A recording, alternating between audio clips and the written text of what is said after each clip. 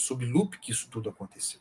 Escolhido seu substituto, Volney Queiroz. Por que eu digo, agravando, botando peso sobre essa definição? Que lupe sai, lupe fica. Que lupe sai, lupe entra, lupe fica. Que lupe sai, lupe entra, lupe fica, ficam Lula e a crise. Fica a crise, sem dúvida nenhuma.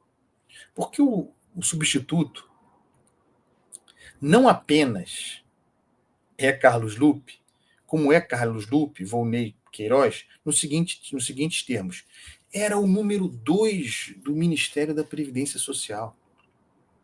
Ele era o vice-ministro. Do ponto de vista operacional, em tese, o vice-ministro, o secretário executivo do Ministério, é o gestor. É aquele que está diariamente, aliás, atento às questões burocráticas, se nós pensarmos o ministro como um formulador, como um agente político, que faz a representação, que formula, que está por cima. O gestor, geralmente, é o secretário executivo. Bom, Volney Queiroz era esse cara.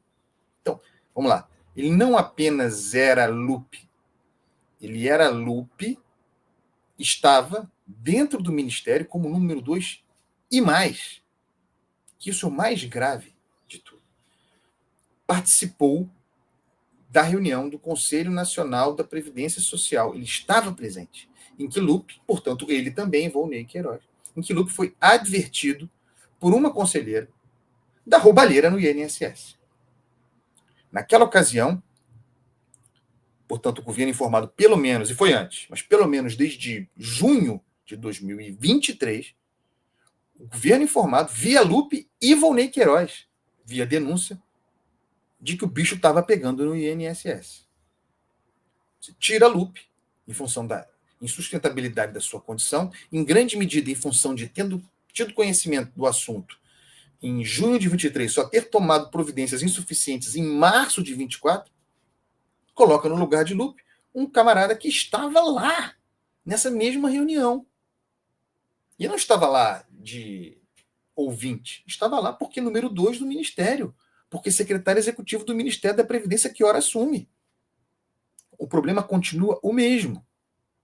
Tira a Lupe, coloca a Lupe, sendo esse novo Lupe, um Lupe que estava presente com o Lupe na reunião em que o governo foi formalmente informado da roubalheira no INSS. Olha a forma como o governo, eu não posso acreditar, que o governo Lula acredite estar diminuindo a pressão, diminuindo um pouco a crise, encaminhando uma saída, nomeando alguém com o perfil, sob todas as circunstâncias, o perfil de Volney Queiroz. Daí a sentença que dá título ao programa de hoje. Lupe sai, entra Lupe. Lupe fica. Ficam os problemas. Fica a crise. Vou repetir aqui para quem não entendeu. Volney Queiroz, este novo ministro da Previdência Social, estava no ministério. Ele era o número 2 de Carlos Lupe. Braço direito na gestão do ministério. Participou da reunião, estava lá, em que a conselheira denunciou o esquema no INSS. E o que fez Volney... Esquece Lupe. O que fez o novo Lupe? O que fez Volney Queiroz? Desde junho de 2023. Fora o fato de ter continuado no ministério. Nada. Só foram tomar alguma providência sob pressão em março de 2024. Que providência foi essa? A instrução normativa que supostamente criava interdições para novas contratações de descontos associativos, suspendia o troço, enquanto, no entanto, na prática, como se verificaria pouco tempo depois, costurava o encaminhamento para encontrar uma solução alternativa, porque suspenderam os descontos via instrução normativa em março de 2024, certo? Está lá o Alessandro Stefanuto, homem de Lupe, presidente do INSS, assinando a instrução normativa, suspendendo. Vamos suspender aqui as concessões de descontos associativos e esses pagamentos até que se desenvolvam novos mecanismos de verificação, de controle pela DataPrev. Beleza. Aí vem. Isso foi março. Abril, maio, junho O que acontece? 3 meses depois, o INSS passa a conceder, autorizar pagamentos de descontos associativos para associações sindicais investigadas no esquema. Então, cria uma instrução normativa, uma proibição, aquilo vira uma espécie de fachada, mas na prática, rapidamente se encontra uma solução para a continuidade dos pagamentos. Essa foi a providência que tomou o INSS de Carlos Lupe, que continua do governo Lula, porque governo Lula é. E é dessa maneira que o governo Lula quer estancar a crise. Então, eu já disse aqui, eu continuo sendo generoso. Na melhor das hipóteses, na melhor hipótese, incompetência, né? Omissão e incompetência. Omissão porque informados em junho de 2023 só foram tomar providência, a roubalheira comendo solto, em março de 24. E aí, quando tomam a providência, incompetência, no melhor cenário, tomam dessa natureza. O caso será, portanto, o caso de um governo que, tomando providências, medidas contra a corrupção, no entanto, vê a corrupção aumentar. Como é que você fecha essa conta? Se os 2023 quase dobra em relação a 22 o esquema. Ao alerta ao governo. O governo nada faz em 23. Ao final do que, repito, o volume de descontos associativos concedidos quase dobrará. Aí vem 24. Em março, o governo toma providência. Supostamente toma uma providência de rigor.